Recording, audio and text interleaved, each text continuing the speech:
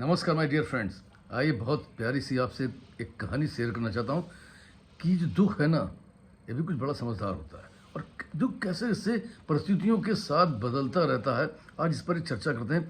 एक बार की बात थी कि एक व्यक्ति ने अपना इतना खूबसूरत इतना शानदार मकान बनाया था कि जो भी उस मकान की ओर से गुजरता था वो उसकी तारीफ किए बिना नहीं रह सकता था।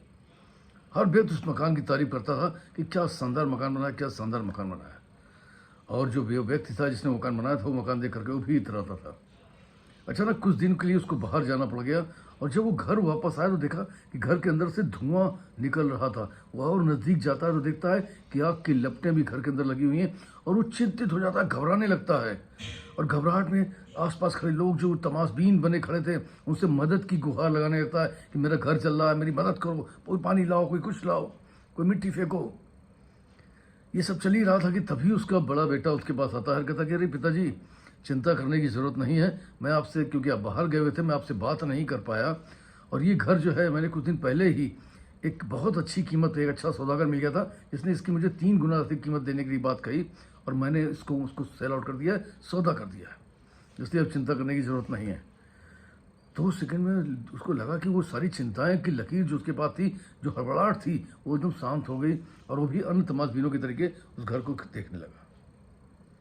तभी उसका छोटा बेटा आया, अरे पिताजी आप इतने शांत खड़े हुए हैं, अब हमारा घर जल रहा है। तो उन्होंने कहा बेटा चिंता मत करो, तुम्हारे बड़े भाई ने जो है सौदा कर दिया है और ये सौदा कर दिया है, अब ये घर हमारा नहीं रहा। उसने कहा हाँ सौदा तो बड़े भैया ने कर दिया है पिताजी, लेकिन सौदे की रकम अभी हमें प्राप्त नहीं हुई है, पूरी स्थितियाँ खराब हैं, अब जब तक पैसा नहीं आ जाता तब तक सौदा कैसे पक्का हो। फिर से क्या है, पिताजी चिंतित हो जाते हैं, फिर से लोगों से गुहार लगाना शुरू कर देते हैं कि पानी लाओ, ये लाओ, वो लाओ करके एकदम घबराहट उनके चेहरे पर दोबारा से दिखाई पड़ने लगती है। ऐसे में ही जो है उनका तीसरा और छोटा बेटा आता है और कहता है कि पिताजी घबराने की जरूरत नहीं है, आप क्यों घबरा रहे हैं, भैया ने, बड़े भैया ने जिनको घर बेचा था मैं उनसे अभी मिल करके आ रहा हूँ और उन्होंने कहा कि मैंने एक बार जो सौदा कर दिया वो कर दिया, क्या होनी है क्या होनी उससे कोई मतलब नहीं, मैं जवान का पक्का व्यक्ति हूँ, आपको आपकी रकम मिलेगी, आने पाई से मिलेगी। जैसे ही ये बात फिर से पिताजी सुनते हैं, फिर से पिताजी सामान्य हो जाते हैं।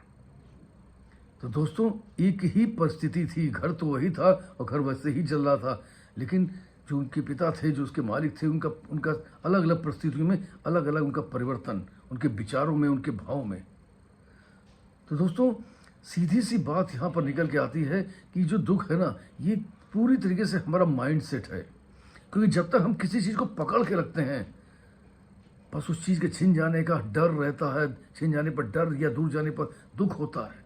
लेकिन जैसे ही जो है हम उस चीज़ को छोड़ देते हैं, अपने से अलग कर के देखना शुरू करते हैं, तो अपने आप से वो चिंताएं, वो डर हमारे पास से गायब हो जाता है और हम आज़ादी सी महसूस करते हैं। दोस्तों लाइफ में बहुत सारी चिंताओं और बहुत सारे दुखों का निवारण हम ऐसे ही कर सकते हैं, सिर्फ अपने को उससे अलग करके, एक अलग आज़ादी करके। और बहुत सारे दुखों से निवारण ही नहीं पा सकते हम, बहुत सारी अगर धैर्य के साथ विचार करके और सोच करके हम अगर चीज़ों को आगे करते हैं तो निश्चित तौर पर के मान के चलिए कि आप जो है उन्नत के शिखर पर भी पहुंचते हैं।